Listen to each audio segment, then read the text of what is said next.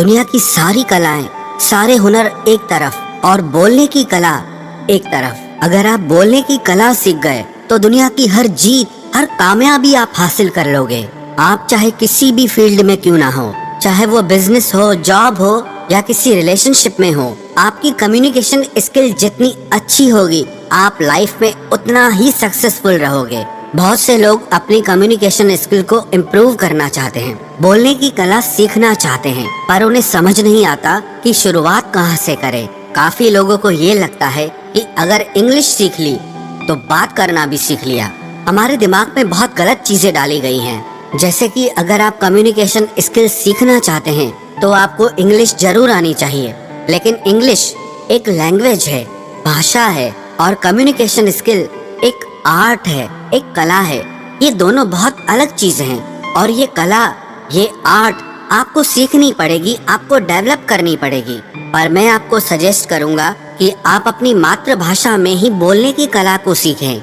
हाँ, आप English language बोलना भी सीख सकते हैं, पर ये जरूरी नहीं कि जिसे इंग्लिश लैंग्वेज आती हो उसे बात करना भी आता हो।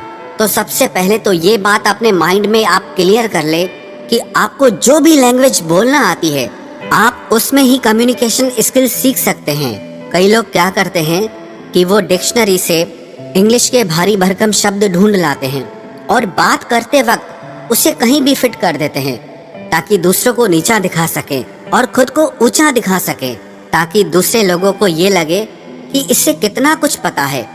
और यही आपकी गलती है। आप सबसे पहले अपनी मदर टंग में ही बोलने की कला को डेवलप करें। बोलने की कला सिर्फ नए शब्दों को सीख लेने से नहीं आती, इसमें बहुत सारी चीजों की जरूरत पड़ती है, जैसे eye contact, body language, voice tonality, being proactive. इन सबको मिलाकर आप एक अच्छे वक्ता बनते हैं। इनमें कहीं भी इंग्लिश होना जरूरी नहीं है। और अगर आप साथ ही साथ अपनी इंग्लिश भी इम्प्रूव करना चाहते हैं तो आप इंग्लिश में पढ़ना शुरू करें। एक डायरी बनाएं, उसमें आप इंग्लिश में लिखना शुरू करें। अगर आप कुछ सुनते हैं या देखते हैं तो आप सुनकर, देखकर भी अपनी कम्युनिकेशन स्किल को इम्प्रूव कर सकते हैं। आप अपने ब्रेन को इस तरह से ट्रेन करें कि वो हर तरह से सीख सके। आप हर चीज का इस्तेमाल अपनी ग्रोथ के लिए, अपने इम्प्रूवमेंट के लिए कर सकते हैं। कम्युनिकेशन एक कला है। जैसे आप अपनी मसल्स को डेवलप करके स्ट्रांग बनाते हैं, वैसे ही आपको हर दिन सीख सीख कर अपनी इस कला को निखारना पड़ेगा। एक फेमस कोट है, communication works for those who work at it. अगर आप अपनी बोलने की कला पर काम करेंगे, उस पे मेहनत करेंगे, तो वो कला आपके लिए काम करेगी। अगर आप अपने बोलने की कला पर मेहनत करेंगे, तभी आपके बात करने के तरीके में अंतर आएगा, परिवर्तन आएगा। जिंदगी का एक नियम है, एक कानून है कि आप जिंदगी में जो भी कुछ पाना चाहते हैं, उसके लिए आपको कीमत तो चुकानी ही पड़ेगी। If you want something you must pay the price, nothing is free.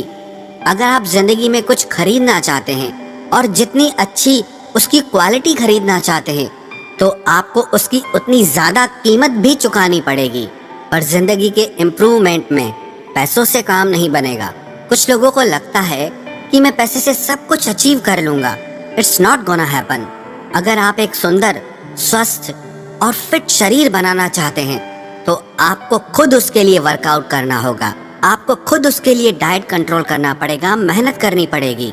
अगर कोई और आपके लिए वर्कआउट करे, डाइट कंट्रोल करे, तो उससे आपकी बॉडी अच्छी नहीं बनने वाली। उसके लिए आपको खुद मेहनत करनी पड़ती है। और आप अपनी जिंदगी में अच्छे रोल मॉडल चुनिए, जैसे न्यूज रिपोर्टर हैं, जर्नलिस्ट हैं, अच्छे स्पीकर्स हैं, जिनके बोलने की कला अच्छी है। आप उन्हें सुनिए, उन्हें ध्यान से देखें कि कैसे वो अपनी बातों से, अपने शब्दों से सब लोगों को प्रभावित कर देते हैं। आप उस कला को सीखें कि कैसे कोई एक व्यक्ति हजारों लोगों को प्रभावित कर देता है, और मैं उस चीज को कैसे कर सकता हूँ।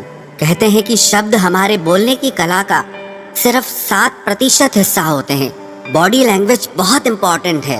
आपकी आवाज, आपके बोलने का तरीका, आपका बॉडी पोस्चर, आपके बोलने का टोन, आपके बोलने का साउंड, ऐसी बहुत सारी चीजें हैं। सिर्फ शब्दों को सीख लेने से आप बोलने की कला में एक्सपर्ट नहीं हो जाएंगे, साथ ही साथ आपको ये सारी चीजें सीखनी पड़ेंगी। अगर आप मन में ये सोच ले कि मुझे इस कला को सीखना है क्योंकि मुझे इस कला से बहुत फायदा होने वाला है। अब उदाहरण के तौर पर आपके पास 100 आइडियाज हैं किसी काम के लिए, लेकिन अगर आप उन्हें लोगों के सामने अच्छे से प्रेजेंट करना नहीं जानते, अपनी बातों को रखना नहीं जानते, तो उन आइडियाज का कोई मतलब नहीं। और कोई दूसरा इंसान आएगा, उसे अपने आइडियाज को अच्छे से रखना आता है, अच्छे से एक्सप्रेस करना आता है, तो उसके आइडियाज सुने भी जाएंगे, माने भी जाएंगे और अप्रिशिएट भी किए जाएंगे और वो आगे निकल जाएगा। फिर आप बोलोगे इसका गुड लक अच्छा था, लेकिन बात इतनी सी है कि वो कम्युनिकेशन स्किल में अच्छा है और आप उसमें वीक हैं, इसीलिए वो आगे निकल गया। लेकिन आप भी अपनी कम्युनिकेशन स्किल को डेवलप कर सकते हैं। कोई भी इंसान पैदा होने के साथ बोलने की कला को सीख के नहीं आता है। हर किसी को इसे सीखना और समझना पड़ता है।